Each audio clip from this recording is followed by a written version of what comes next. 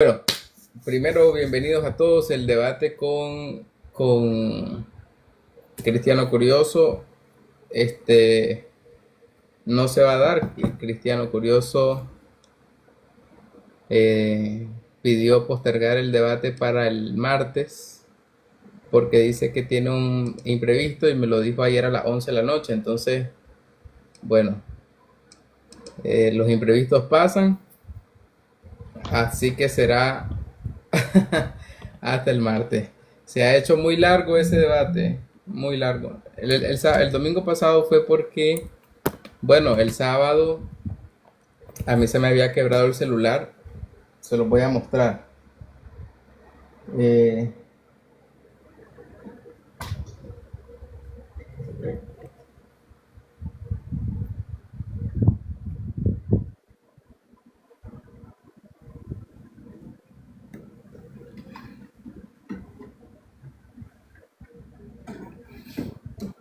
el sábado pasado, se me quebró el celular, todo desbaratado el celular. Ve, se dañó, se quebró todo.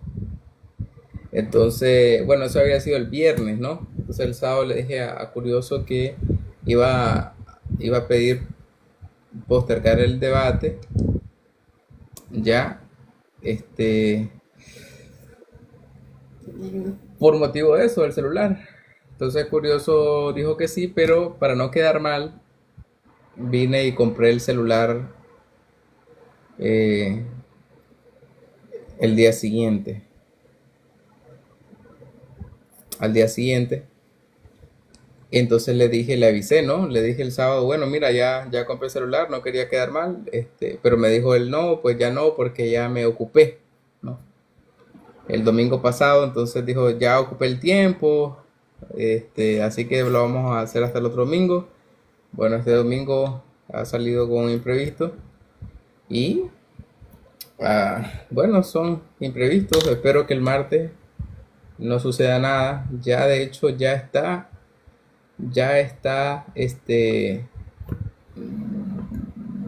preparado el ensayo, las preguntas del careo. Ya ustedes saben que cuando debato, preparo yo siempre un ensayo específicamente para la persona con la cual voy a debatir y ya pues ya lo que voy a decir y lo que voy a preguntar y lo que voy a responder incluso ya lo tengo escrito, 13 páginas para ese debate. Yo sugiero a los que les gusta debatir que los debates se lo tomen siempre con seriedad. Los debates por respeto a los oyentes, debería ser un espacio de seriedad. ¿Ya? Hay personas que confunden debate con pelea, como un exmo que anda por ahí. Él confunde eso, ¿no? Él cree que eso es confrontar. El debate es una confrontación. Eh, pero no todas las personas se le da, no todas las personas eh, no tienen esa capacidad de debatir y pierden los estribos y pueden resultar molestas en un debate, ¿no? Ya una persona que en un debate se molesta no tiene la capacidad de debatir. Puede llamarse lo que sea menos debatiente, ¿no? Ok, este tema va a quedar grabado, va a estar para YouTube. Vamos a conversar hoy sobre la gran apostasía de la iglesia primitiva en el siglo primero y en el siglo segundo. Para esto me ayudé investigando. Bueno, imprimí un libro de 600 páginas de patrología de la Universidad Católica y bueno, estaba estudiando la historia eclesiástica de ese tiempo y para eso pues he podido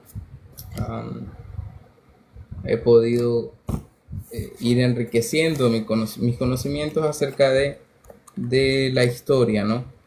Y bueno, y cómo ha ido evolucionando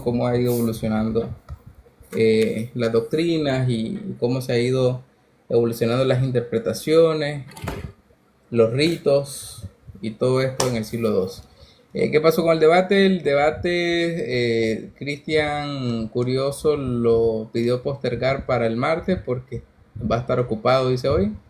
Entonces, bueno, no tenemos más opción que aceptar, ¿no? Vaya el culto, señor, ya fui. Ok, entonces aquí desde este celular prestado se me permite poder compartir con ustedes esta transmisión. Ya como les expliqué a todos, ya les expliqué. El domingo pasado sí fue mi culpa. Bueno, pues se quebró el celular, ¿no? Se quebró mi celular. Está inservible. La pantalla se dañó. Entonces, ya pues se podía resolver. Pero ya después se ocupó y esta vez también está ocupado. Así que vamos a ver el martes cómo sigue. Cómo sigue curioso, ¿no? No creo que se haya ocurrido. Creo que está siendo sincero, tal vez necesita más tiempo para prepararse. Pero bueno, eso son cuestiones de curioso. Dice que tenía que ir a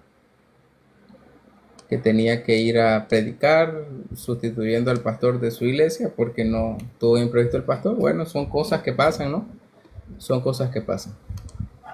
Ok, entonces, bueno, hablando de la iglesia primitiva del siglo I y II, qué sucedió con esta iglesia y cómo resolvieron algunos asuntos en contraste con la iglesia en el tiempo de los apóstoles. La iglesia apostólica de Jesucristo en la Biblia encontramos que es una iglesia dirigida por apóstoles. Los apóstoles en un colegiado dirigen la iglesia ya por medio de la revelación. Entonces, la iglesia de Jesucristo en el principio es una organización, es claro, una organización donde vemos claramente que los apóstoles son los que ordenan obispos, ordenan diáconos, ordenan evangelistas, y supervisan la doctrina, supervisan los líderes eclesiásticos en las iglesias en varias comunidades grecorromanas y en Jerusalén, ¿no? Algo interesante de un dato es que la iglesia de Jerusalén era un referente para las demás iglesias en el siglo primero y segundo. ¿Se escucha ruido? ¿Se escucha bien o se escucha ruido? Vamos a ver. ¿Se escucha bien? Se escucha bien, ok. Entonces, la iglesia en Jerusalén era referente, ¿no? Era referente. De hecho, en Gálatas, Pablo habla de Pedro, Santiago y Juan como columnas de la iglesia en Jerusalén, ¿ya? Elizabeth, soy de la iglesia de Jesucristo, los santos de los últimos días. Entonces, cuando Pablo es llamado por Dios, cuando Pablo es llamado por Dios para ser ministro, no lo llama directamente a ser apóstol, ¿ya? Sino que va a pasar un tiempo para que él sea nombrado apóstol. Pero al principio no, al principio era compañero de Apolo, si no me equivoco. Ya, si no, corríjanme de quién era compañero Pablo al principio. Pero creo que sí, creo que era compañero de él y caminaba de dos en dos. Aquí está Sasma molestando a Tribunes que sos. Ok, entonces, cuando Bernabé, gracias Jacob, por lo menos hoy ha venido sin tu ética, pero con conocimiento. Era compañero de Bernabé, si ya me acuerdo. Ok, entonces tenemos la pregunta de la cual un poco vamos a analizar qué sucedió con la iglesia de Cristo de la Biblia, ¿ya? Esa idea que ahora están vendiendo de que hay una iglesia invisible, eso es una idea muy, muy tardía que viene de la Reforma. Ya eso de que la iglesia no es una iglesia concreta, no es una iglesia visible, eso ya viene de la Reforma, porque cuando viene la Reforma, la Iglesia Católica dice: nosotros somos la iglesia organizada, nosotros somos la iglesia estructurada, somos la iglesia de Cristo y fuera de esta iglesia no hay salvación. Ya. Entonces lo que hacen los reformados es para no quedarse fuera de la salvación dentro del cuerpo de Cristo, entonces dicen: existe una iglesia invisible donde todos aquellos que creen son parte de. Y ahí viene la famosa iglesia invisible, de la cual muchos protestantes al día de hoy mantienen como una verdad. Pero esa idea, es una idea, esa idea de la iglesia invisible no es una idea que encontramos en el relato bíblico. La iglesia de Cristo sí realmente era una iglesia organizada. ¿Ya? Era una iglesia organizada, era una iglesia estructurada, era una iglesia ordenada y sobre todo era una iglesia no dividida. ¿Ya? Obviamente en las iglesias del tiempo de los apóstoles hay sus confrontaciones con otros grupos, pero esto de que son iglesias divididas o iglesias independientes en el tiempo apostólico no es del todo correcto, porque los obispos o los pastores de estas iglesias estaban supervisados por los apóstoles. Por ejemplo, eran los apóstoles que escribían a los obispos, y los obispos atendían el llamado que hacían los apóstoles, y gracias a esa escritura, a esas cartas, es que nosotros tenemos el Nuevo Testamento, ¿ya? Y gracias a una investigación de Lucas que tenemos el libro de Hechos. Pero la mayoría de cartas, tenemos cartas apostólicas a los pastores, a los cuales le llamamos cartas pastorales. Por ejemplo, en la carta pastoral a los Corintios, el apóstol Pablo le dice en 1 Corintios 1:10: fiel es Dios, por el que fuiste llamados a la hermandad de su Hijo Jesucristo nuestro Señor. Os ruego pues, hermanos, que por el nombre de nuestro Señor Jesucristo, que habléis todos una misma cosa, y que no haya entre vosotros disensiones, sino que estéis perfectamente unidos en una misma mente y en un mismo parecer. Entonces, aquí tenemos la instrucción apostólica a la iglesia de Corintios, que dice: no haya disensiones. O sea, en la iglesia dirigida por los apóstoles, la iglesia no era como la iglesia de Jacob Bendancur, ya, de que uno habla una cosa y otro habla otra cosa, y Jacobo Bentancur refuta a su propio hermano protestante y el otro lo refuta a él. No, esto no debía suceder, y también no debía haber esto, como lo dice exactamente Pablo, no debe haber división en cuanto a la manera de pensar. Ya, la unanimidad doctrinal era un referente en la iglesia primitiva apostólica. Entonces, dice: porque se me ha informado acerca de vosotros, hermanos míos, por los que son de Cloé, que hay entre vosotros contiendas. Entonces, las contiendas no son parte de la iglesia primitiva. Las contiendas no son la normalidad. No debía haber eso en la iglesia. Quiero decir que cada uno de vosotros dice: yo soy de Pablo, y yo soy de Apolo, y yo de Cefas, y yo de Cristo. ¿Acaso está dividido Cristo? ¿Fue crucificado Pablo por vosotros o habéis sido bautizados en el nombre de Pablo? Doy gracias a Dios que a ninguno de vosotros he bautizado, sino a Crispo y a Gallo. Qué interesante que Gallo se menciona en Romanos 16, 22. Dice: yo, Tercio, que escribí la epístola, os saludo en el Señor.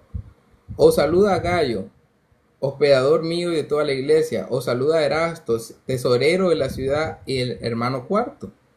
La gracia de nuestro Señor Jesucristo sea con todos vosotros. Mira que Romanos lo escribe Tercio, un discípulo de Pablo, pero el escritor es Tercio. Y dice, bueno, lo saluda a Timoteo y todo esto, ¿no? La cuestión es que la iglesia invisible no existe en la Biblia, sino que existe una iglesia organizada, existe una iglesia estructurada, existe una iglesia ordenada, y existe una iglesia donde hay apóstoles, profetas, evangelistas, pastores y maestros. ¿Ya? Entonces, esto ya podemos ir comparando con el 2025. Unas iglesias dicen esto, otras iglesias dicen lo otro, y aún dentro de la misma iglesia, como de la iglesia de Jacobo, hay disensiones y hay diferentes doctrinas y explicaciones dentro de la misma iglesia. Y lo más interesante es que se usa la Biblia ya como la autoridad, usan la Biblia como su autoridad y son solo Biblia y solo escritura, pero resulta que no les basta con tener la escritura o tener la Biblia para ponerse de acuerdo. ¿Ya? Pablo dice: os ruego, hermanos, que habléis todos una misma cosa, sin embargo, no hablan la misma cosa. No hablan la misma cosa. Pero, entonces, ¿cuál es la función de los apóstoles en la iglesia primitiva? Bueno, la iglesia primitiva debía cuidar la doctrina y debía no permitir que sea contaminada y que existan disensiones. Por ejemplo, unos decían que no existía la resurrección, otros decían de que debían circuncidarse, otros decían que debían guardar la ley de Moisés, otros decían que Cristo no vino en cuerpo de carne, y así, ¿no? Entonces los apóstoles lo que hacen es contrarrestar todas estas enseñanzas falsas, corregir, enseñar, exhortar, ¿verdad? Y unificar a la iglesia apostólica, la iglesia original. Ya, eso es el punto de por qué existen apóstoles en la iglesia primitiva. De hecho, en la iglesia primitiva, la función apostólica es tan vital que las escrituras dicen en Efesios capítulo 4, versículo 11, dice: él mismo constituyó a unos apóstoles y a otros profetas y a otros evangelistas y a otros pastores y maestros. ¿Para qué? ¿Para qué los constituyó? Para perfeccionar a los santos, para la obra del ministerio, para la edificación del cuerpo de Cristo. Entonces, ¿cómo se edificaba el cuerpo de Cristo? Apóstoles, profetas, evangelistas, pastores, maestros. Así se edificaba el cuerpo de Cristo. Después vamos a ver otros como presbíteros, vamos a ver otros casos como diáconos y con funciones, ¿no? Entonces tenemos que en Efesios 4, 11 y 12 habla del propósito fundamental que tenían estos ministros, que resulta que comparándolo con muchas iglesias de ahora, estas iglesias ahora que se dicen llamar la iglesia del Señor carecen de estos ministerios. Carecen de estos ministerios. ¿Por qué? Por la incredulidad. Por la incredulidad. Ahora, muchos dicen que ahora no es necesario que existan estos ministerios. Sin embargo, lo que leemos de la iglesia original, de la iglesia primitiva, es que ellos sí tenían como vitalidad tener apóstoles, porque dice, ¿hasta cuándo vamos a tener la necesidad de tener apóstoles y profetas? La necesidad de tener apóstoles y profetas es hasta que todos lleguemos a la unidad de la fe y del conocimiento del Hijo de Dios, a un varón perfecto, a la medida de la estatura de la plenitud de Cristo. Entonces, ahora tenemos claramente que no todos hemos llegado a la unidad de la fe. No todos hemos llegado a la unidad de la fe, no hemos llegado al conocimiento del Hijo de Dios, a un varón perfecto y a la medida de la estatura de Cristo. Entonces, decir que ya no necesitamos apóstoles y que ya no necesitamos profetas y que ya no necesitamos evangelistas, pastores y maestros, es decir que ya se cumplió lo que el apóstol Pablo, que es el escritor aquí en Efesios, le está diciendo a la iglesia en Éfeso. ¿Ya? La iglesia en Éfeso requiere, como las iglesias del Nuevo Testamento, requieren tener estos ministros hasta que todos lleguemos a la unidad de la fe. ¿Ya? Y personas como Jacobo Betancourt niegan los ministerios de Dios. Los que él instituyó en la iglesia primitiva ahora solo tienen iglesias sin apóstoles, iglesias sin profetas, iglesias sin evangelistas, y solo tienen una iglesia con un pastor que hacen lo que quieren y que enseñan lo que quieren, ¿no? Sin supervisión de nadie, pero que uno dice una cosa, otro dice otra cosa, y así van teniendo disensiones aún entre las mismas ramas. Entonces dicen, bueno, es que yo creo en el fundamento de los apóstoles y profetas, pero de los muertos, de los apóstoles muertos. No es necesario que Dios llame apóstoles ahora, porque Dios los llamó en el pasado. Si así fuera, entonces, si así fuera el pensamiento, diríamos, bueno, después de Moisés no era necesario llamar a Josué, porque ya había llamado a Moisés, ¿no? O después de Isaías no era necesario llamar a Jeremías, a Ezequiel, no era necesario llamar a Jonás, no era necesario llamar a Malaquías, a Zacarías, a Habacuc, no era necesario llamar a ningún profeta, o sea, ¿por qué? Porque ya habían llamado a Isaías, porque ya había existido Jeremías, porque ya había existido Ezequiel, porque ya había existido Daniel. Entonces, esa idea de que como Dios ya llamó en el pasado, no puede llamar ahora, eso es una idea bastante diabólica. Es una idea donde Dios se interesó más por los de antes que por los de ahora. Cuando Dios ama a todos en todo momento, en todo lugar, y llama a siervos para que enseñen a sus hijos, como en un momento de tan mayor necesidad espiritual, Dios nos va a dejar sin la guía de apóstoles y profetas, ¿no? O sea, creo que llegar a pensar de esa manera, simplemente por la carencia de apóstoles y profetas en sus iglesias, es una manera de torcer las cosas para que encajen, ¿no?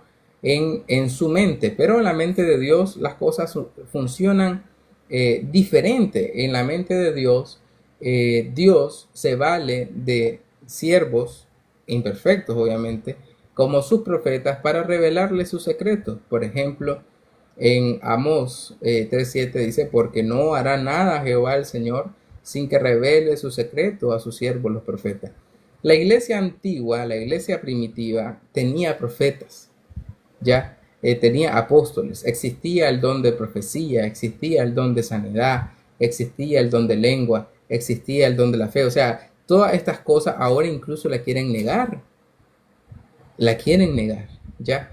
Entonces, el decir que ya no la iglesia verdadera no necesita apóstoles, es negar lo que la Biblia enseña de la iglesia primitiva. Ok, entonces, em, ¿qué sucedió con la iglesia de Cristo en la Biblia? ¿Cómo pasó de ser una a ser miles y miles que dicen que son la iglesia verdadera en la actualidad? O sea, miles y miles de iglesias dicen yo soy la del Señor, yo soy la del Señor, pero antes era una iglesia la del Señor, una sola iglesia era la del Señor, ¿ya? Y esa única iglesia estaba dirigida por apóstoles, estaba dirigida por profetas, por evangelistas, pastores, maestros, ¿ya? Esa iglesia original, esa iglesia primitiva, ya tenía obispos en Éfeso, tenía obispos en Corintios, tenía en Mirna, tenía en Roma, tenía en Jerusalén, tenía en Tesalónica, tenía en varias ciudades, ¿no? Pero aunque eran iglesias que estaban dispersas en todo lo que sería el mundo grecorromano y judío, eran iglesias que eran una sola iglesia. Y esa sola iglesia era una iglesia organizada, estructurada y ordenada. No existe la iglesia invisible en la Biblia. Eso es una locura. Eso es producto de la gran apostasía. El que le venga a inventar a usted, el que le venga a decir a usted, mira, hay una iglesia invisible y la Biblia muestra, no se anden creyendo esas cosas. ¿Ya? Por lo menos desde el siglo I hasta el siglo XV se creyó en una iglesia estructurada, una iglesia ordenada, una iglesia que tenía sus ministros ordenados y obviamente funcionales, ¿no? Pero una iglesia invisible le da la oportunidad a algunos a decir, por ejemplo, que no es necesario incluso congregarse porque nosotros somos la iglesia. Pero es que una persona por sí sola no puede ser la iglesia, porque la iglesia es un conjunto, es una congregación, es una asamblea, ¿no? Entonces, tenemos que ser claros de que yo solo no puedo constituirme iglesia de Cristo. Yo debo ser parte y miembro de la iglesia de Cristo. No, yo soy la iglesia de Cristo. Yo estoy en la iglesia de Cristo. Yo soy miembro de la iglesia de Cristo. Pero esa idea de una iglesia invisible, esa idea es totalmente terrible de sostener. Es una idea que lo único que alimenta es a aquellos perezosos que no quieren ser parte de una iglesia. Entonces vamos a ver, entonces dice, vemos que después que Cristo ascendió al cielo y se reorganiza el quórum de los 12 apóstoles, porque es lo primero que hacen, la iglesia con sede en Jerusalén es dirigida por el Espíritu Santo por medio de los apóstoles que el Señor prometió que estaría con ellos hasta el fin de los tiempos y que sería enviado en su nombre.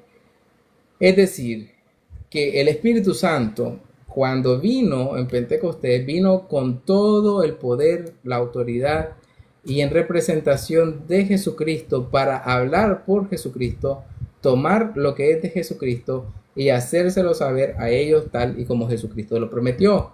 Ese Espíritu Santo es el mismo Espíritu que en la antigüedad inspiró a los profetas en la dirección de la congregación de Dios. Entonces, la iglesia original, la iglesia primitiva, era dirigida por revelación por medio del Espíritu Santo. No andaban con un Nuevo Testamento bajo el brazo, ¿eh?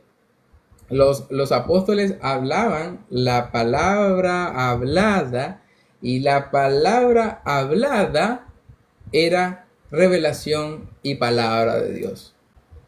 No todo lo que ellos hablaron, no todo lo que ellos oralmente, vocalmente explicaron está escrito. No todas las cartas que se enviaron las tenemos. Y hay muchos escritos que no fueron parte del canon bíblico simplemente por decisión de los hombres, ¿no?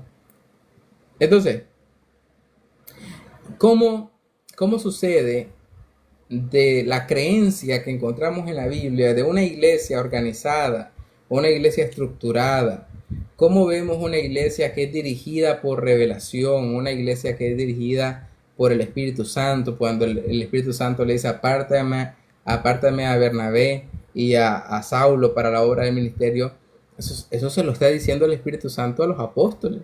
Y los apóstoles actuaban conforme a esa instrucción, eso que estaban recibiendo, ¿no? Como dice Edu, es una iglesia viva, claro, es una iglesia que va recibiendo constantemente enseñanza directa de Dios por medio del Espíritu Santo. Ya es una iglesia donde los apóstoles no están diciendo, bueno, nosotros somos sola escritura, vámonos al Antiguo Testamento y con el Antiguo Testamento cumplimos el Antiguo Testamento tal como está escrito. No, ellos van a recibir revelación y van a dar instrucción aún teniendo el Antiguo Testamento ellos en sus manos. Ellos, por ejemplo, Pedro recibe la revelación de mata y come, y por medio de Pedro empieza la expansión de la iglesia a los gentiles, porque esa fue la revelación. Por ejemplo, la primera instrucción que dio el Señor es: por caminos de gentiles no vayáis.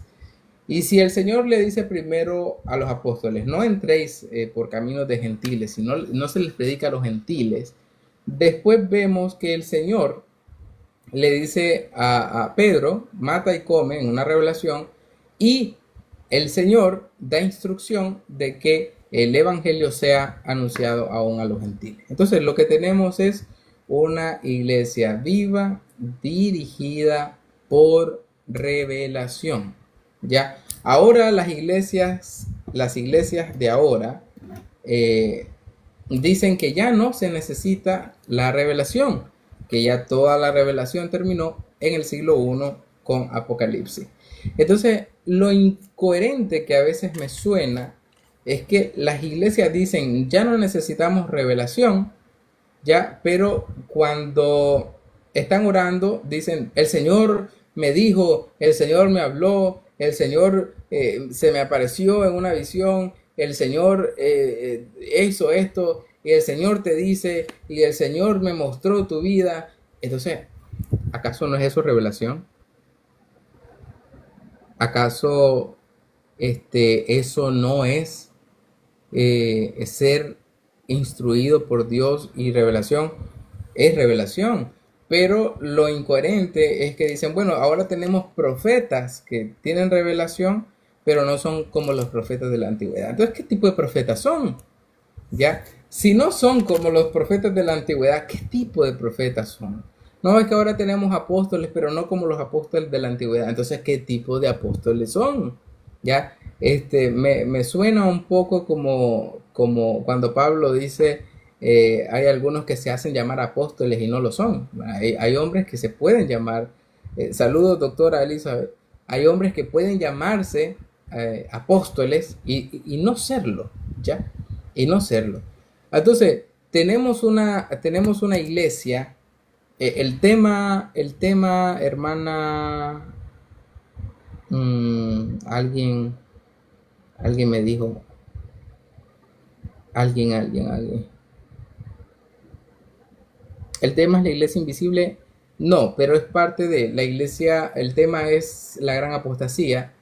Y cómo estaba platicando yo de la iglesia invisible, porque no existe tal término en la Biblia, refiriéndose a que no había una iglesia visible, estructurada, organizada, ¿no? Sino que eso es bastante nuevo, es bastante reformado, ¿ya? Dice, lo que es más importante, la revelación moderna revela que la palabra de salvación sigue adelante. Excelente. You are Dr. Sis. No. Ella sí. Bien. Entonces, la iglesia en las primeras décadas después de Jesucristo empieza a recibir persecución, ¿ya? En Jerusalén por los ancianos judíos. O sea, la primera persecución que van a enfrentar es por los ancianos judíos.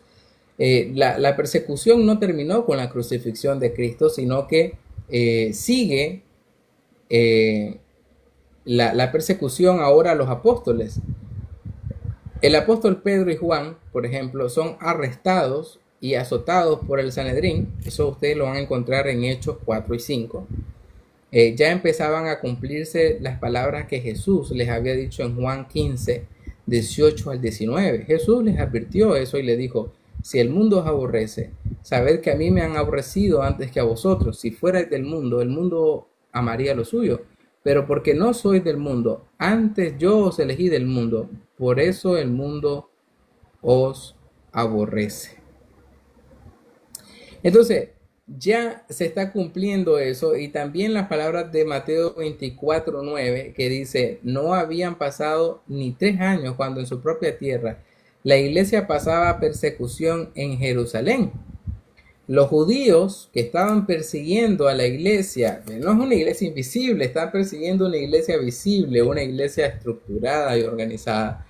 Los judíos creían que servían a Dios matando a los miembros de la iglesia primitiva, como el caso de Esteban, que fue muerto en Hechos capítulo 7, cumpliéndose las palabras de Cristo que dijo en Juan 16:2: Saulo de Tarso, que luego serviría a Dios como apóstol a los gentiles, fue parte consciente de esta muerte y la persecución de muchos, llevando muchos a la muerte, según Hechos 22:4.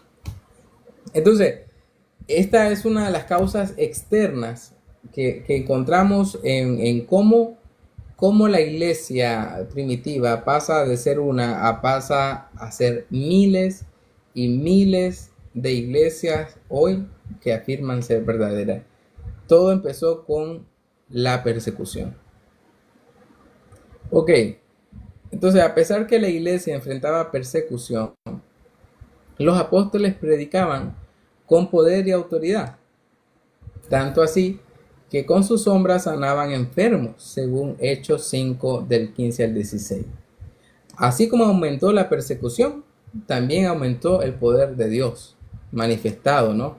Con el poder de sanar que Jesús había entregado a ellos, glorificaban a Dios. Después del llamamiento personal del apóstol Pablo como miembro de los apóstoles, no vemos en la escritura que se haya llamado a otro para ser parte de este cuerpo apostólico gobernado de la iglesia. Pablo se llama un abortivo en 1 Corintios 15:8. El llamamiento de Pablo no fue para ocupar una vacante como en el caso de Matías, pero Matías es tan apóstol como Pedro y como Pablo. La persecución de los apóstoles hasta el año 44 después de Cristo, donde muere Santiago, Jacobo, hijo de Zebedeo, hermano del apóstol Juan, Herodes Agripas había echado mano a algunos para maltratarlos. Eso lo encontramos, saludos Samuel, en Hechos 12, del 1 al 2.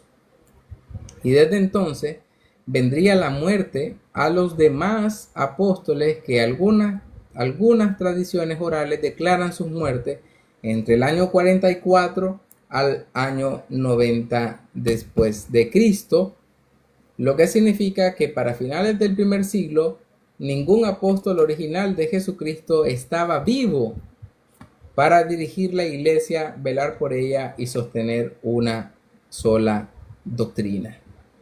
Entonces ahora ya vemos pues que la iglesia primitiva apostólica, la iglesia que tenía un colegiado de apóstoles donde dirigían esto, ya vemos que ya para finales del primer siglo ya no hay, y esto lo produce la persecución en Jerusalén y obviamente también por el Imperio Romano. Ok, dice ahora, una causa externa de la apostasía de la iglesia original fue la persecución de los líderes de la iglesia. Primero, vamos a entender qué son factores internos y factores externos. Factores externos es todo aquello que está en la periferia de lo que viene de afuera hacia adentro a causar la apostasía en la iglesia, y la causa o los factores internos es lo que viene dentro de la iglesia, o sea, la fuerza que viene haciendo que los miembros de la iglesia primitiva caigan en apostasía. El ámbito de la doctrina pura, enseñada por los apóstoles, que leemos en Hechos, que la iglesia perseveraba en esa doctrina, específicamente en Hechos capítulo 2, la corrupción de la doctrina no empezó hasta que muere el último apóstol o Juan es desterrado. Ya había empezado mientras los apóstoles estaban vivos. Eso es interesante. La doctrina no la corrompen los apóstoles, pero la doctrina ya viene siendo corrompida por aquellos que están dentro de la iglesia, como lo vamos a ver en algunos escritos ya de la Biblia. Ahora vemos que fue a causa de las desviaciones de la iglesia que los apóstoles escribían cartas y visitaban las iglesias para refutar estas doctrinas torcidas, combatir a los falsos maestros y dirigirlos de nuevo a la sana doctrina. Y voy a ilustrar esta premisa una por una. Primero, Jesús ya había profetizado que esto iba a suceder. En Mateo capítulo 7:15 y en Mateo 24:11 dice, Él declaró, y muchos falsos profetas se levantarán y engañarán a muchos. Entonces ya esto ya se venía a venir. Ya Cristo ya lo había declarado. Profetas falsos se levantarían y eso es lo que se levantó. Eso es lo que se levantó. El apóstol Pablo, el apóstol Pablo a los líderes de Éfeso les advierte en Hechos 20:29 al 30 diciendo, porque yo sé que después de mi partida, mira lo que sabía el apóstol Pablo, yo sé que después de mi partida entrarán en medio de vosotros lobos rapaces que no perdonarán el rebaño, y de vosotros mismos se levantarán hombres que hablen cosas perversas para arrastrar tras sí a los discípulos. Causa interna de la gran apostasía es esto. Se iban a levantar falsos profetas y no se iban a levantar desde afuera, sino que de entre medio de la iglesia iban a levantarse lobos rapaces que no perdonarían el rebaño, y que se iban a levantar estos hombres que van a hablar cosas perversas para arrastrar tras sí a los discípulos. Esto ya Pablo ya lo está viendo y dice, después de mi partida, es decir, después de la muerte de este apóstol, estas cosas iban a suceder. En tercero, Pablo lucha en sus cartas contra las desviaciones que la iglesia primitiva empezaba a dar, como los casos de los Gálatas. En Gálatas 1 del 6 al 7 dice, estoy maravillado de que tan pronto os hayáis alejado del que os llamó por la gracia de Cristo para seguir un evangelio diferente, no que haya otro. Ya había judaizantes torciendo el evangelio en la iglesia primitiva, y en la iglesia primitiva ya los apóstoles están viendo cómo se están levantando estas falsas enseñanzas. Ya la pérdida de la revelación en toda la iglesia provocó una gran confusión, confusión y enseñanzas incorrectas. Amén. En Colosenses capítulo 2 versículo 8, Pablo dice, mirad que nadie os engañe por medio de filosofías y huecas sutilezas según las tradiciones de los hombres. Pablo está advirtiendo esto. Esto es algo inminente. La iglesia primitiva se iba a enfrentar a esto, a filosofías huecas y sutiles, ya, y tradiciones de los hombres. En 1 Timoteo 4:1, mire lo que dice el Espíritu Santo. Pero el Espíritu dice claramente que en los postreros tiempos algunos apostatarán de la fe, escuchando a espíritus engañadores y a doctrinas de demonios. Entonces, Pablo está diciendo, bueno, el espíritu es claro, ¿no? El espíritu le dice a las personas, bueno, muchos van a escuchar a espíritus engañadores y doctrinas de demonios y van a ser apartados de la fe. En primera de 2 Timoteo, capítulo 4, del 3 al 4, dice, porque vendrá tiempo cuando no sufrirán la sana doctrina, apartarán de la verdad el oído y se volverán a las fábulas.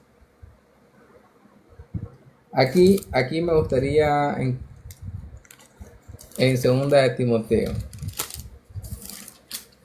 4, 3. Vamos a leerlo del 1. Yo te encargo solemnemente delante de Dios y del Señor Jesucristo, que ha de juzgar a los vivos y a los muertos en su manifestación y en su reino, que prediques la palabra, que instes a tiempo y fuera de tiempo, redarguye, reprende, exhorta con toda paciencia y doctrina. Mira que le está diciendo el apóstol al obispo. Le está diciendo que haga estas cosas. ¿Por qué? Porque vendrá tiempo cuando no soportarán la sana doctrina, sino que teniendo comezón de oír, se amontonarán maestros conforme a sus propias concupiscencias. Ya Pablo lo está viendo y Pablo lo está advirtiendo y Pablo le está diciendo al obispo Timoteo, le está diciendo, ten cuidado, mantén la doctrina pura, redarguye, reprende, exhorta, enseña en tiempo y fuera de tiempo. Dice Pablo, y se apartarán el oído de la verdad y se volverán a las fábulas. Pero tú sé prudente en todo, soporta las aflicciones, haz obra de evangelista, cumple tu ministerio. No, Pablo está consciente de lo que va a suceder con la iglesia primitiva.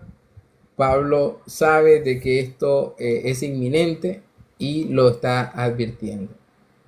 La cuarta premisa es que el apóstol Pedro escribe un poderoso sermón contra los falsos maestros que ya estaban entre ellos. En 2 de Pedro, capítulo 2, ustedes pueden leer la amonestación que empieza de la siguiente manera. Hubo también falsos profetas entre el pueblo, como habrá entre vosotros falsos maestros que introducirán encubiertas herejías destructoras. Entonces es inminente, ¿no? Jesucristo, Pablo, Pedro, ya Pedro que se suma, ¿no? a esta advertencia a la iglesia, le dice a la iglesia, van a haber falsos maestros que van a traer doctrinas perversas, herejías destructoras, ¿ya? Destructoras. ¿Qué va a destruir? ¿Qué va a destruir la iglesia? ¿Qué va a destruir la doctrina, ¿no?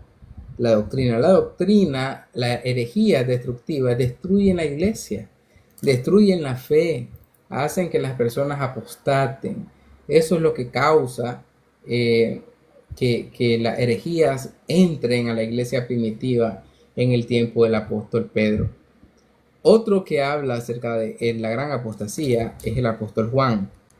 El apóstol Juan escribe en sus cartas lo siguiente, en primera de Juan, capítulo 2, del 8 al 19. Me imagino que es del 8 al 9. Hijitos, ya es el último tiempo, dice el apóstol Juan. Y según vosotros oísteis que el anticristo viene, así ahora han surgido muchos anticristos. Muchos anticristos. Y dice, salieron de nosotros, pero no eran de nosotros. Y en primera de Juan, capítulo 4:1, dice, amados, no creáis a todo espíritu, sino probad los espíritus si son de Dios, porque muchos falsos profetas han salido por el mundo. Entonces ya tenemos el testimonio de Cristo, ya tenemos el testimonio de Pedro, tenemos el testimonio de Pablo y tenemos el testimonio de Juan. Todos advierten de la gran apostasía, todos advierten de los falsos maestros, todos advierten de las herejías destructoras, todos advierten de la comezón de oír, todos advierten de las fábulas y de todo esto que está atacando a la iglesia primitiva. Ya. Un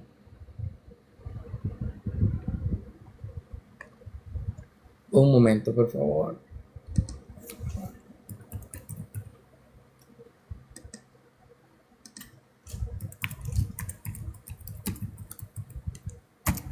Entonces, es claro que no se puede negar de que los apóstoles están viendo, están observando que ya en su tiempo empieza la iglesia en general a enfermarse por causa de la apostasía que está viniendo de entre ellos. El séptimo, la revelación de Jesucristo a las 7 iglesias en Apocalipsis 2 al 3. Las cartas a las 7 iglesias del Apocalipsis muestran diversas formas de apostasía. Ya eso estamos hablando ya al final, ¿no? Estamos hablando como el año 90 después de Cristo. Ya la mayoría, si no todos los apóstoles, excepto Juan, han muerto. Para en ese momento, la revelación que Jesucristo le da al apóstol Juan, le dice al apóstol Juan,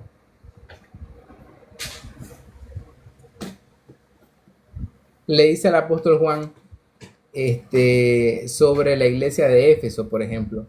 Había dejado su primer amor, aunque mantenían la doctrina correcta. Eso lo vas a ver en Apocalipsis 2, del 4 al 5.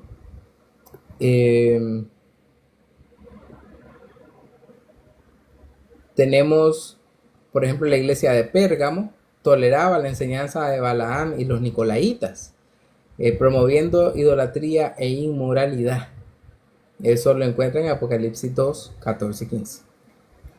La iglesia en Tiatira permitía que la falsa profetisa Jezabel corrompiera a los siervos de Dios. En Apocalipsis 2, 20 al 21. La iglesia de Sardis tenía reputación de vida, pero estaba espiritualmente muerta. Eso es también producto de la gran apostasía en Apocalipsis 3, del 1 al 2. Y la iglesia de la Odisea, todas estas son iglesias de Cristo, pero ya habían entrado la contaminación de la iglesia, de la gran apostasía en la fila de los miembros de su iglesia. La iglesia de la Odisea mostraba tibieza y autosuficiencia material mientras era espiritualmente ciega. Eso lo encuentran ustedes en Apocalipsis 3, del 15 al 16. Y por otro lado, la iglesia de Esmirna y Filadelfia permanecieron fieles sin mostrar signos de apostasía. En Apocalipsis 2, del 10 al 11 y en Apocalipsis 3, del 10 al 11. Entonces, en conjunto, ¿verdad? Estas advertencias que se hacen a las 7 iglesias, que son las iglesias de Asia Menor, reflejan cómo la corrupción doctrinal y moral ya existía mientras los apóstoles vivían, confirmando la necesidad de corrección, vigilancia y fidelidad constante.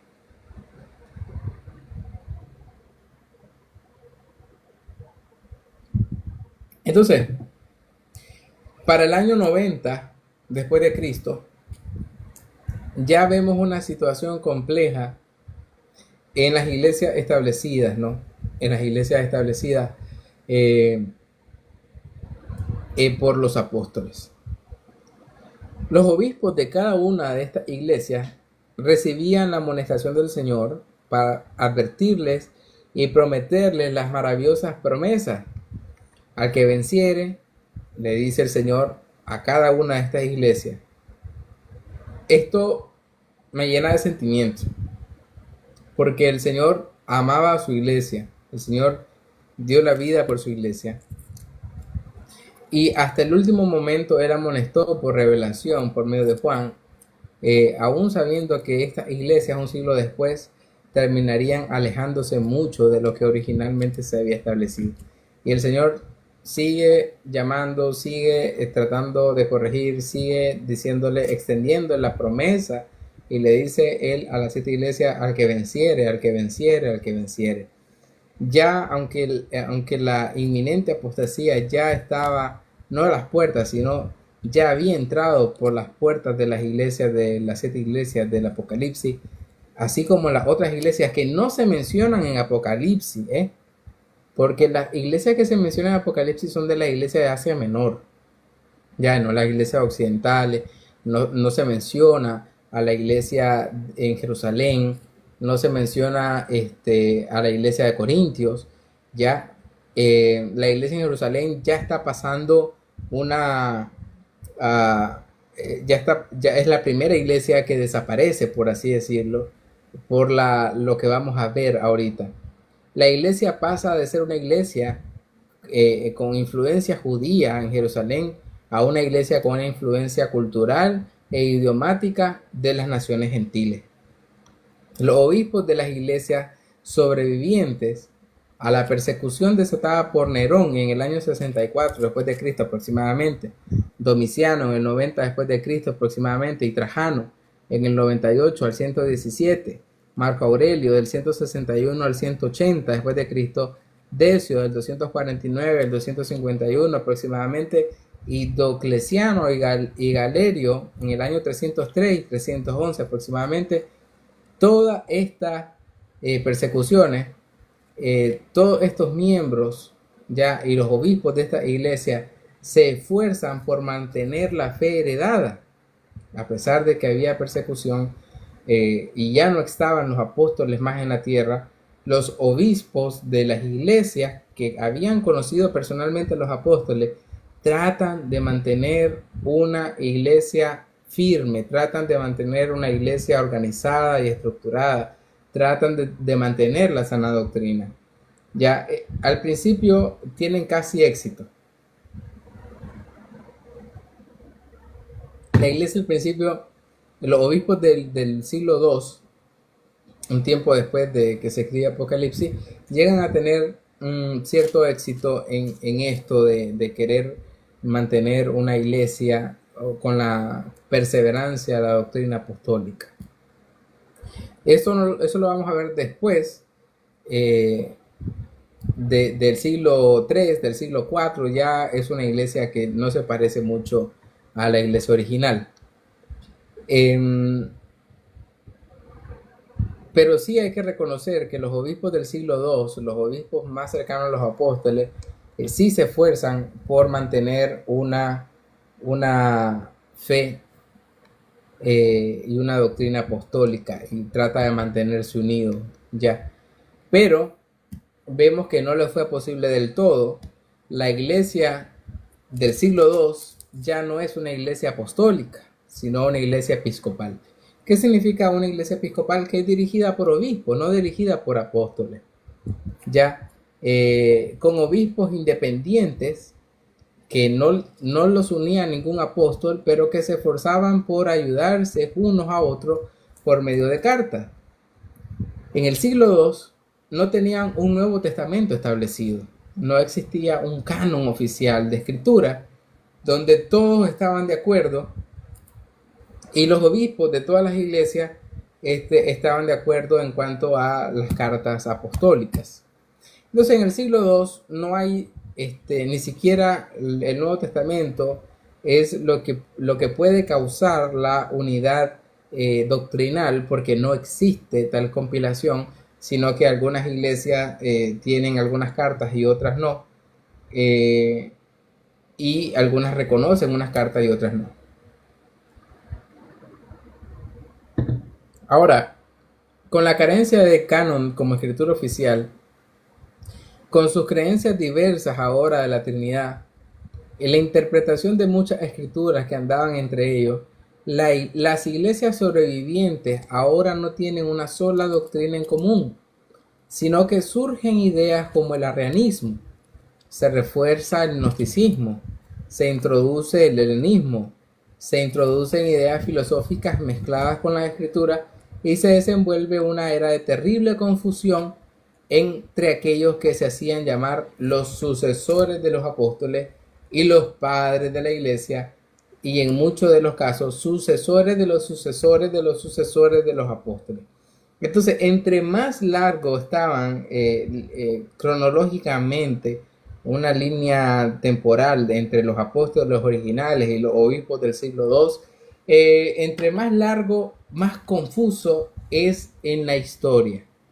Permítame saludar a los que están, a la China, al Fraijo de Obregón, novato del MT, a Edu, que ha estado mucho tiempo aquí, a Mari Méndez, Mari ha estado bastante tiempo, a Esteban, Felipe, a Tatuada para ti, China, Juan Carlos, Emil Vela y José Ángel, y a mi amigo Elvis, que está apareciendo ahorita. Gracias, Elvis, por estar acá. Entonces ya tenemos que en el siglo II, al principio del siglo II, hay cierto éxito entre los obispos, pero a medida que van muriendo y van siendo reemplazados por otros, ya vemos que se van distanciando. Ya la iglesia en el siglo II, para finales del siglo II, ya es una iglesia ya bastante diferente. La característica de la iglesia en el siglo II es que es una iglesia episcopal, no es una iglesia apostólica. No se llaman apóstoles en ese tiempo. Es una iglesia que carece de una unidad doctrinal, carece de escrituras como un canon oficial, y así. Esas son algunas de las características. Esta iglesia del siglo II se mantenían por la enseñanza oral. O sea, no existía un Nuevo Testamento como tal en el siglo II, sino que se mantenía por la tradición oral, lo que habían escuchado, de los que habían escuchado, los que habían escuchado de los apóstoles, ¿ya? Pero esto no garantiza la enseñanza doctrinal sea sana o la infalibilidad de sus enseñanzas. Tampoco garantiza la doctrina uniforme y la pureza con que salió de la boca del Cordero los apóstoles, y de los apóstoles a los obispos, y de los obispos a los obispos que les suceden, y a los discípulos de ellos, y ellos de ellos, y esto a los de ellos, y así sucesivamente. Entonces, vemos que esa tradición oral, cómo se va transmitiendo la doctrina con el tiempo, ¿no? Se van alejando bastante con respecto a la naturaleza de Dios, por ejemplo. Porque si digamos la Trinidad tal como se cree ahora en la mayoría de las iglesias, si esto fue una idea bastante, si fue una iglesia del siglo I, si fue una iglesia apostólica, una doctrina apostólica, eso es lo que se debía haber transmitido en el siglo II, en el siglo III, pero eso no se transmitió. Lo que ocurrió es que, como lo había explicado anteriormente, se habían introducido herejías destructivas y se mezcla la filosofía. Hay bastante gnosticismo en la doctrina trinitaria, por ejemplo. Hay bastante panteísmo en la doctrina trinitaria. Hay bastante helenismo en la doctrina trinitaria. Y así, ¿no? Empiezan también los arrianos a hablar acerca de Cristo como un Dios menor, creado y originado en un punto del tiempo. Empiezan el docetismo, el patripasionismo, empiezan los que hablaban de que Jesús era el Padre, y así, y así, y así, y así va. Esto en el siglo II y III. El siglo II a finales ya, es un siglo que es de admirar por la fortaleza que tenían aquellos que fueron fieles en la persecución, pero fue bastante difícil para los obispos tratar de mantener una sola doctrina. Dice, solo estoy para corregir a Octavio si se equivoca al comunicar el mensaje. No, estoy hablando de historia aquí. Ok, entonces, sin la dirección de un cuerpo que gobierna la iglesia en el siglo II, los obispos del siglo II empiezan una rivalidad de poder, no los obispos del siglo II al principio, porque esos obispos, el obispo de Esmirna y el obispo de Roma, son, podría decirlo yo, este, no son rivales doctrinales, ni se andan con estas cosas que va a ocurrir ya a finales del siglo II y a principios del siglo III, donde sí se empieza a ver una rivalidad entre obispos para querer institucionalizar una sola iglesia, y donde un obispo tenga la primacía sobre otro obispo, a lo cual después se le va a conocer como el papado, de los cuales algunos tienen que, si quieren decir que esto que sucedió fue llamado por Dios, tienen que sostener al Papa, aunque sean protestantes. ¿Habla de la iglesia en general o de una iglesia en particular? Hablo de la historia de cómo la iglesia primitiva, la iglesia de los apóstoles, es corrompida con el tiempo después de la muerte de los apóstoles.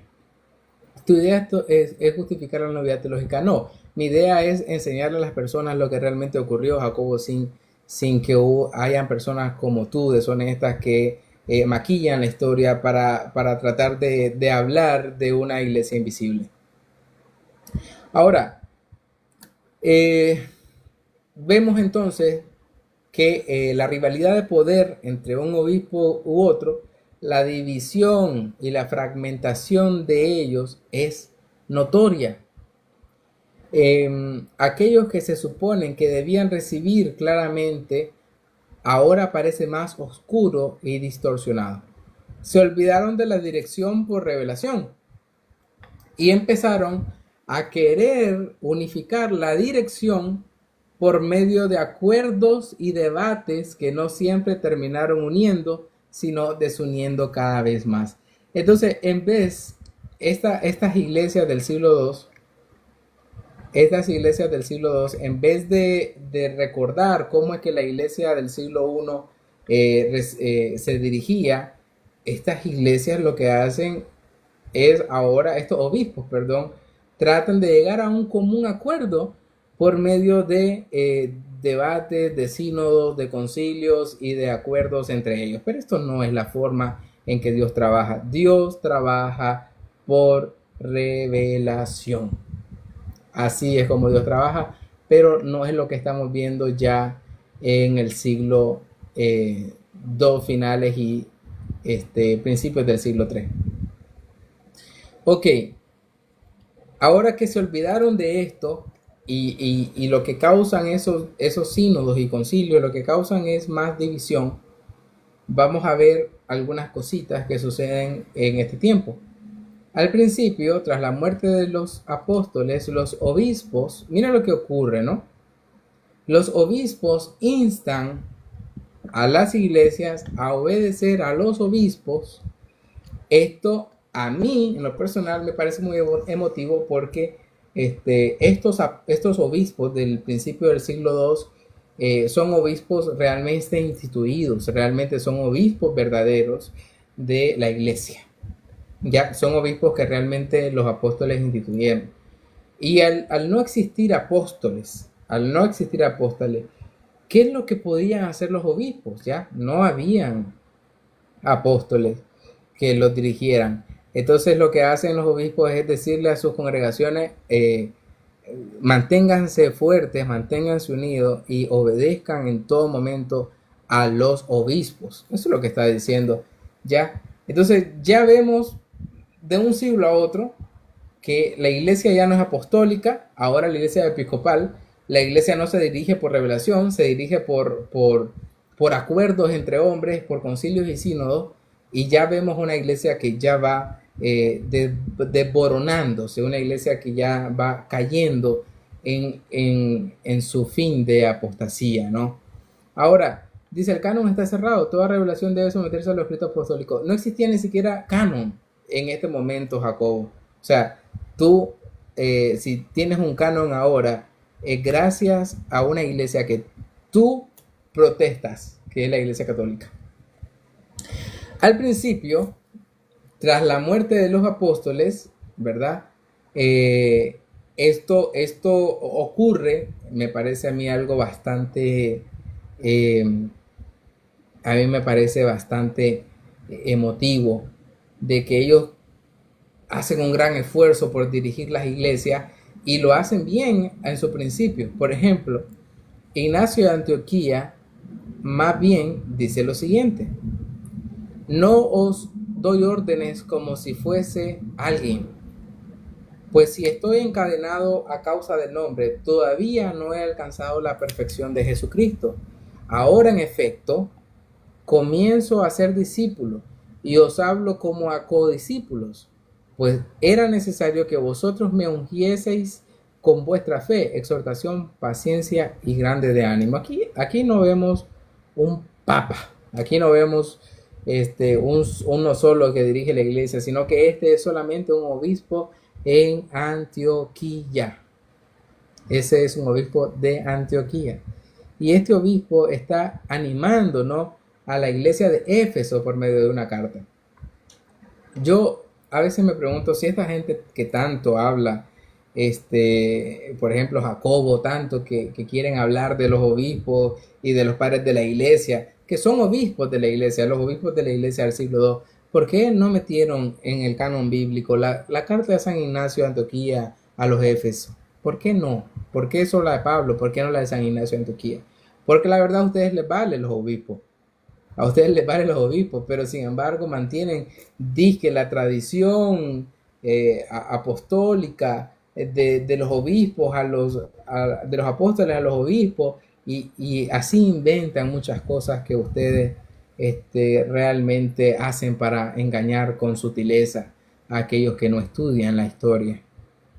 Ahora, por ejemplo, al estudiar la carta de Ignacio de Antioquía de la iglesia de Éfeso a la iglesia de Éfeso, aunque se sabe que también escribió a la iglesia en Magnesia y Trales, veo la exhortación del líder de la época para que guarden en obediencia a los obispos, y exhortaba a la unidad de la iglesia. Esto es un extracto de su amonestación en su carta a los Efesios. Vamos a ver qué es lo que le dice Ignacio de Antioquía a la iglesia de Éfeso. Recordemos que estamos hablando del siglo II. Por tanto, os conviene correr a uno con el pensamiento del obispo. Dice, hoy ustedes van a pensar como el obispo piensa. Ustedes van a someterse a lo que el obispo les someta. Eso es lo que está diciendo ahí. ¿Ya? Lo que ciertamente hacéis, vuestro presbiterio digno de fama, digno de Dios, está en armonía con el obispo, como las cuerdas con la cítara. Por ello, Jesucristo entona un canto en vuestra concordia y en vuestra armoniosa caridad. Cuanto más os estimo dichosos a vosotros, que estáis tan estrechantemente unidos a él, al obispo, como la iglesia a Jesucristo y Jesucristo el Padre, para que todas las cosas sean concordes en la unidad. Entonces, ¿qué tenemos aquí? Obispos diciéndole, bueno, no hay apóstoles, sométanse a los obispos. Pero la iglesia original, la iglesia primitiva, la iglesia del siglo I, ¿realmente estaba dirigida por obispos o era dirigida por apóstoles? Pues claro que era dirigida por los apóstoles y no era dirigida por los obispos. Los obispos eran dirigidos por los apóstoles y los apóstoles eran dirigidos por Jesucristo por medio del Espíritu Santo. Entonces dice al obispo de Antioquía a la iglesia de Éfeso, esto último, pues todo lo que el padre de familia envía a su propia casa, es necesario que nosotros lo acojamos como aquel que lo ha enviado. Por tanto, aparece con claridad que es necesario considerar al obispo como al Señor mismo. El obispo de Antioquía le dice, consideren a su obispo de Éfeso como considerar al Señor. Entonces, ya pasa la representación, ya no es el apóstol el que representa a Cristo, sino que es el obispo el que representa a Cristo en el siglo II. ¿Ya? Esto a mí me pareció, cuando lo leí, me pareció interesante, que esta figura de representante del Señor y tal consideración era de los apóstoles, ahora que sea en ausencia de ellos, ahora es la figura episcopal. Cuando el obispo Ignacio de Antioquía escribe esta carta a él, él es obispo, ¿verdad? Y aunque Éfeso tenía su propio obispo, dirige la carta para exhortarlos a obedecer a su obispo y no como una figura de autoridad de un obispo mayor a un obispo menor, como más adelante se va a establecer en el papado. En el papado, ahí sí hay un obispo que quiere ser mayor a otro obispo y que declara primacía sobre otros obispos que eran coiguales. Otro que quiero enseñarles es otro obispo, un obispo verdadero, en el siglo II. Me gusta también la idea de Clemente de Roma, un obispo de Roma que dirige su carta a la iglesia de Corinto. Mira, el obispo de Antioquía había dirigido su carta a la iglesia de Éfeso. El obispo de Clemente de Roma, un obispo de Roma, dirigía la carta a la iglesia de Corinto. La iglesia de Corinto, ya en el tiempo de Pablo ya era problemática, pero en este momento estaba en más problemas todavía. Ya. La iglesia de Corinto, que también tenía su propio obispo, él empieza, el Clemente de Roma empieza su carta diciendo: la iglesia de Dios que reside en Roma, a la iglesia de Dios que reside en Corinto, a los que son llamados y santificados por la voluntad de Dios por medio de nuestro Señor Jesucristo, gracia a vosotros y paz del Dios Todopoderoso sean multiplicadas por medio de Jesucristo. Agrega la causa por la que escribe, a lo que entre sus palabras vemos como la iglesia de Corinto sufre de la peste de la apostasía interna, pues así leemos en su carta, en la carta del obispo de Roma, que es Clemente, le dice: por causa de las calamidades y reveses súbitos y repetidos que nos han acaecido, hermanos, consideramos que hemos sido algo tardos en dedicar atención a las cuestiones en disputa que han surgido entre vosotros. ¿Entre quiénes? Entre la iglesia de Corinto. Y dice: amados, y a la detestable sedición, no santa y tan ajena y extraña a los elegidos de Dios, que algunas personas voluntariosas y obstinadas han encendido hasta un punto de locura, de modo que vuestro nombre, un tiempo reverenciado, aclamado y encarecido a la vista de todos los hombres, ha sido en gran manera vilipendiado. O sea, la fama que tiene la iglesia de Corinto ahora en el siglo II no es la fama que tenía en el siglo I. Ya estaba infestada, estaba contaminada de este gran mal de apostasía que había entrado a la iglesia de Corinto, y que el obispo de Roma, Clemente, envía una carta, ¿no? La carta continúa, yo la leí y bueno, por eso la escribí, ¿no? La carta continúa, al leerla me dio mucha esperanza y me dio consuelo de que hombres como estos se interesaban en combatir la apostasía entre las iglesias, y como hermanos se enviaban cartas unos a otros para que no cayeran en división. Clemente, un obispo de Roma, o del que estamos hablando, Clemente exalta cómo los corintios habían tenido buena reputación en un buen tiempo y cómo ellos habían guardado las enseñanzas recibidas por los apóstoles, pero ahora no era así. La exhortación del obispo Clemente de Roma la leo y me suena muy sincera. Estos hombres realmente son obispos de Dios ordenados por él mediante los apóstoles, pero que aunque intentaron mantener la iglesia unida, entre más generaciones pasaban, las nuevas generaciones parecían más confundidos en cuanto a lo que era, lo que en su tiempo fue la doctrina unida y apostólica, la única doctrina que ellos perseveraban. Claramente la iglesia de Cristo por allá del año 90 después de Cristo sí había una iglesia de Cristo dirigida por obispos. En este tiempo eran obispos verdaderos de Dios y los creyentes eran creyentes verdaderos, muchos martirizados por amor a Jesús. Mas luego de la muerte de estos discípulos de los apóstoles vinieron nuevos hombres que no conocieron a los apóstoles e influenciados por sus culturas y filosofías empezaron a alejarse más de lo que los primeros apóstoles y obispos mantuvieron en el siglo I y II, que de por sí la apostasía ya venía madurando desde la época de los mismísimos apóstoles, mientras ellos dirigían la iglesia, ya venía madurando entre las filas, ¿no? Y que ellos combatían claramente de la apostasía que ya venía germinando en corazones de muchos que estaban en medio de ellos.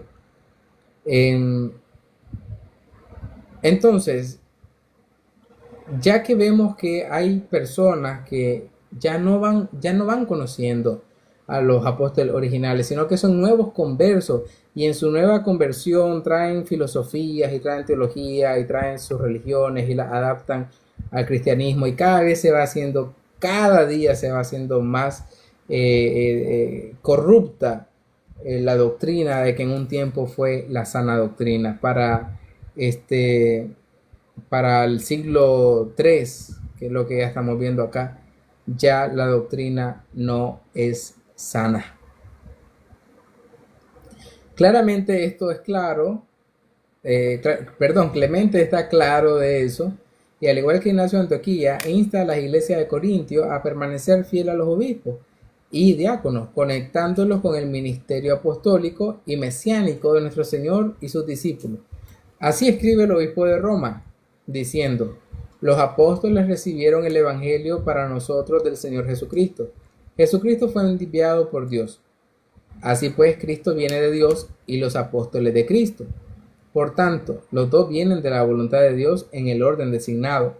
Habiendo recibido el encargo, pues, y habiendo sido asegurados por medio de la resurrección de nuestro Señor Jesucristo y confirmados en la palabra de Dios con plena seguridad por el Espíritu Santo, salieron a proclamar las buenas nuevas de que había llegado el reino de Dios. Y así, predicando por campos y ciudades por todas partes, designaron a las primicias de sus labores, una vez hubieron sido probados por el Espíritu, está hablando de los obispos, para que fueran obispos y diáconos de los que creyeran. Y esto no lo hicieron en una forma nueva, porque verdaderamente se había escrito respecto a los obispos y diáconos desde tiempos muy antiguos: y nombraré a tus obispos en justicia y a tus diáconos en fe.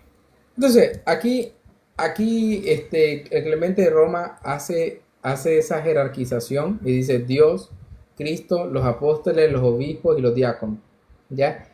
Y ellos dicen: bueno, los obispos somos los delegados de los apóstoles y somos los sucesores de los apóstoles, mas no somos apóstoles, pero nosotros tenemos la sucesión de la doctrina apostólica. Pero ciertamente no todos los obispos creían lo mismo, no todos los obispos tenían esas mismas tradiciones, ¿no? Hay obispos que eran monarquianos, hay obispos incluso que eran unicitarios, por así decirlo, y hay obispos que eran más triteístas que trinitarios, y hay obispos que eran disque trinitarios, pero eso no existe hasta el siglo III y IV. Ahora, la pregunta siguiente es: estos obispos que cambian el cuerpo del gobierno apostólico a un episcopal, ¿fueron autorizados por Dios para transformar una iglesia dirigida por apóstoles a una iglesia dirigida por obispos? Las palabras de Clemente parecen afirmar que la instrucción de nombrar obispos y suceder a estos vino de los apóstoles en el siguiente extracto. Mira lo que dice el obispo de Roma: y nuestros apóstoles sabían que por nuestro Señor Jesucristo que habrían contiendas sobre el nombramiento del cargo de obispos, por cuya causa, habiendo recibido conocimiento completo de antemano, designaron a las personas mencionadas, y después proveyeron a continuación que, si éstas morían, otros hombres aprobados les sucedieran en su servicio. A estos pues, que fueron nombrados por ellos o después por otros de reputación con el consentimiento de toda la iglesia, y que han ministrado intanchablemente en el rebaño de Cristo, en humildad de corazón, pacíficamente y con toda modestia, y durante mucho tiempo han tenido buena fama ante todo, a estos hombres nosotros consideramos que habéis injustamente tratado para su ministerio. Aquí lo que hace Clemente es que le dice a los de Corintio es que ellos están tratando mal a obispos verdaderos, y el obispo de Roma le dice a los miembros de la iglesia de Corintio incluso que restablezcan algunos presbíteros que habían hecho un ministerio intachable. ¿Ya? El obispo de Roma conocía las contiendas que se habían armado para el cargo de obispo. De hecho, menciona expulsiones de hombres que habían ejercido el obispado de forma intachable, por lo que nos pueden dar una ventana a la gravedad de contienda por un cargo episcopal que ya estaba viviendo en esa iglesia sin la guía apostólica viva. Miren, esto se da porque no existe apóstoles. Si hubieran estado los apóstoles, no existe tal contienda de quién va a ser obispo y quién no va a ser obispo. Entonces, ya vemos que en el siglo II hay una ambición de poder. Ya no viene por el amor a servir, sino por porque eran hombres que ansiaban poder sobre la iglesia en el siglo II. Esto es muy diferente a la iglesia original, ¿no? Para terminar, solo falta una sola página de este capítulo, el capítulo 33, que se llama La gran apostasía de la iglesia primitiva del siglo I y II. En este periodo del siglo II empiezan los conflictos, ¿verdad? Entre obispos y obispos, pero ya al final, no al principio. A todo esto me preguntaba si la sede apostólica estaba en Jerusalén, porque en el siglo II los obispos de Jerusalén parecen ser olvidados del todo. Primero, la densidad poblacional de las naciones grecorromanas eran por mucho superior a la nación israelita. Se dice que por cada israelita habían 11 gentiles, o sea, uno por cada 11 gentiles. Por lo tanto, la iglesia fuera de Jerusalén era más grande que la iglesia en donde inició la predicación del evangelio. Un historiador de la época que se llamaba Eusebio de Cesarea registró una lista de obispos de Jerusalén en su historia eclesiástica, libro 4, capítulo 5, allá por el siglo III. En esta obra dice que los primeros 15 obispos fueron todos de la circuncisión, o sea, todos fueron judíos. Decía que los obispos de Jerusalén llegaron hasta el año 135 después de Cristo, después de que Jerusalén fue destruida en el año 70 después de Cristo. Muchos de los miembros judíos se unieron a las iglesias de Cristo en las provincias y ciudades grecorromanas. A una pequeña minoría se les permitió quedarse en Jerusalén hasta que se recrudeció 60 años después la prohibición de la entrada de los judíos a Bar Kokhba. Después de esta expulsión se le cambia el nombre de Jerusalén y se le pone Aelia Capitolina. Al desconstruir la sociedad judía en Jerusalén, la iglesia de Jerusalén es la primera en prácticamente desaparecer, pues pierde su identidad judeocristiana y se cubre bajo la cobertura de los apóstoles gentiles en las naciones gentiles. Por lo que la iglesia de Jesucristo, vemos que ese cambio, ¿no? Ese cambio de cómo pasa esa iglesia primitiva de Jerusalén pasa a ser absorbida por las iglesias entre los gentiles. Vemos que ya no se interpreta la escritura con alguna influencia judía, sino que son los obispos gentiles que ellos en su filosofía y su teología empiezan a entender la escritura desde otro ámbito. Además, recordemos que para el siglo II y III que han sucedido estas cosas, ya los obispos no buscan revelación y no se basan en la revelación como un medio para resolver el dilema de qué es la verdad y qué no lo es, ¿ya? Y ellos la manera en que quieren resolver esos problemas es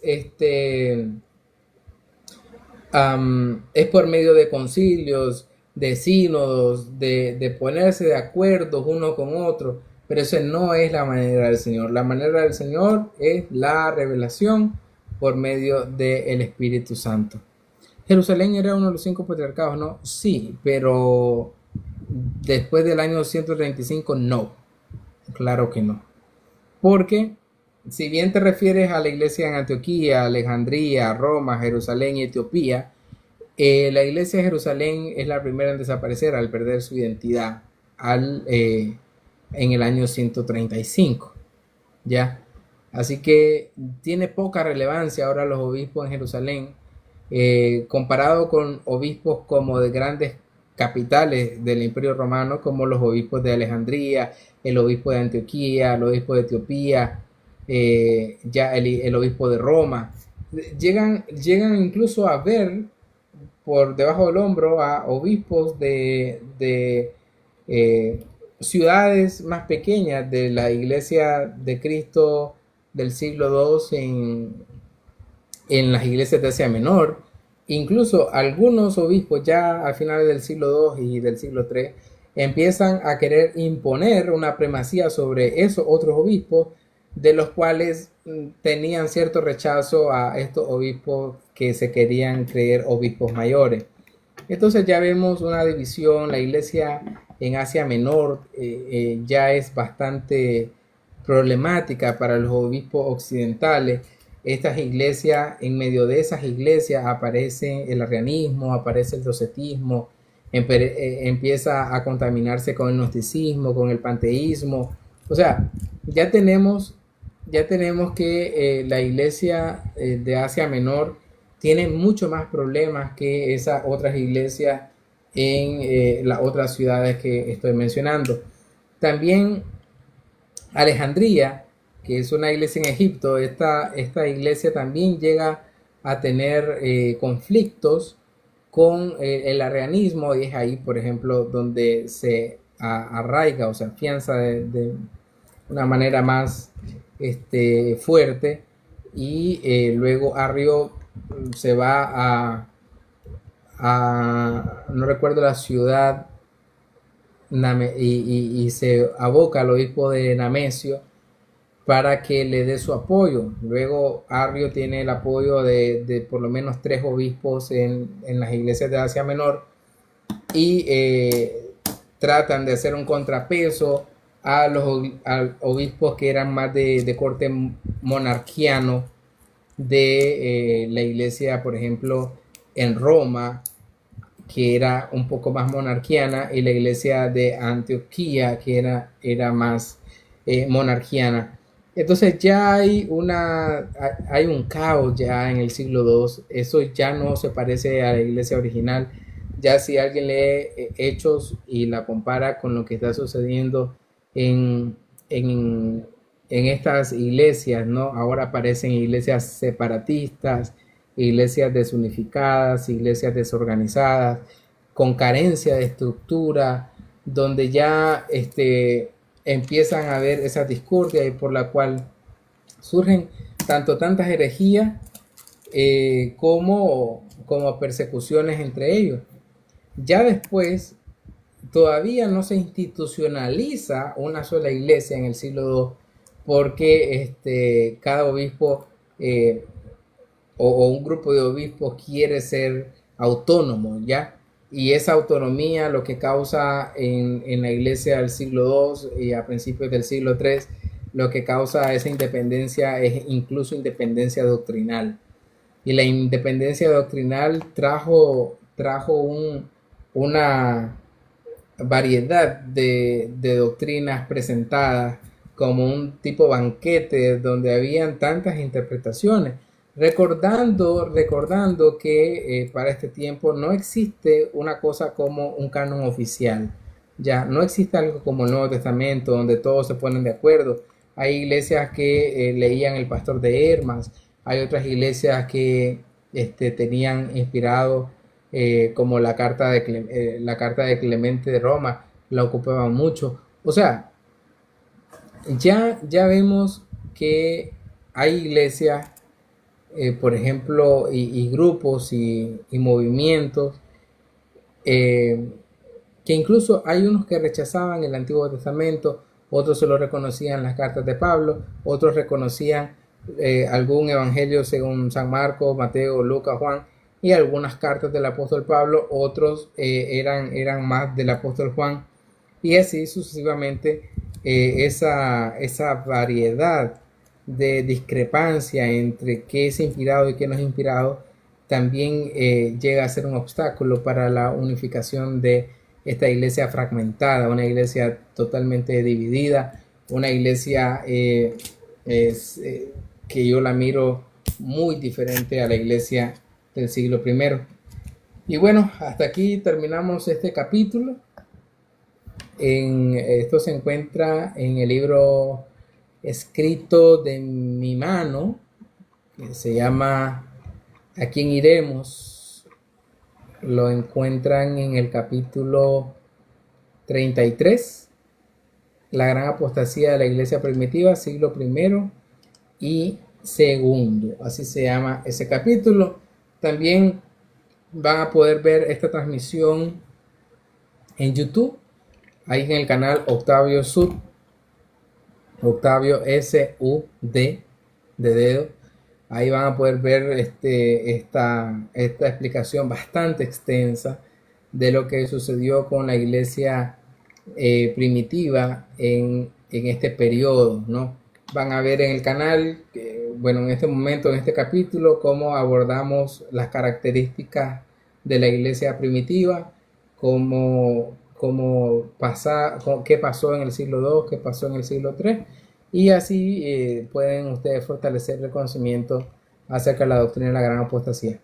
Hermano, eso es todo y gracias por estar acá, gracias a los que estuvieron, hermano Ricardo, Elvis, que por un rato te miraba, Flowers, Mari, a la China, Edna Ramos, que creo que se acaba de unir, Esteban, Edu, Ervin, Ricardo, Juan Carlos, Jesús, Erika, Víctor Martínez y Clement Triay. Es un placer el poder estar por acá. Juan Carlos, un placer también. Apostolic Church, mi hijo amado en quien me complazco.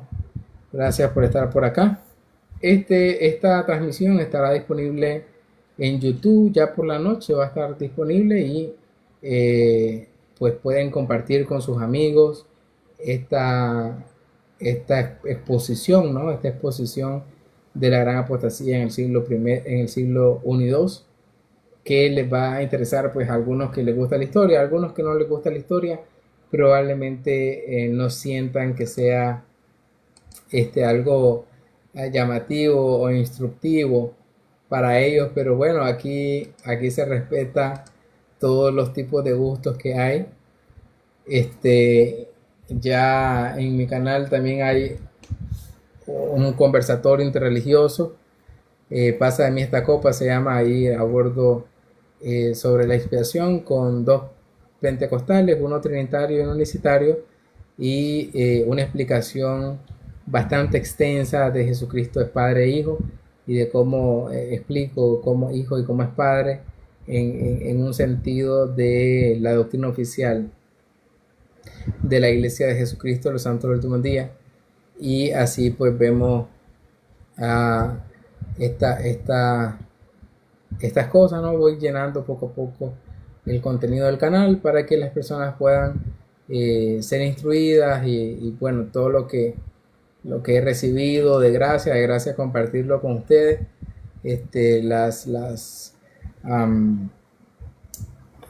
el conocimiento que voy adquiriendo lo comparto, ¿verdad? Para que pueda crecer. Todo lo que se comparte crece y lo que no se comparte obviamente no crece. Por eso es que me gusta a mí aprender cosas y enseñarlas, no para establecerme como maestro de nadie, sino para poder compartir este conocimiento que no puede quedar exclusivo, ¿no? de una sola persona. A mí me encanta aprender de los demás, escucho, aprendo, y algo que estoy haciendo últimamente es escribiendo, y ha sido una excelente manera de poder organizar las ideas y de poder entender la doctrina. Bueno, me voy porque ya mi voz está cansadísima. y ya ha estado aquí por lo menos 1 hora con 45 minutos. Gracias a todos, un placer, buenas tardes, nos vemos en algún live por ahí.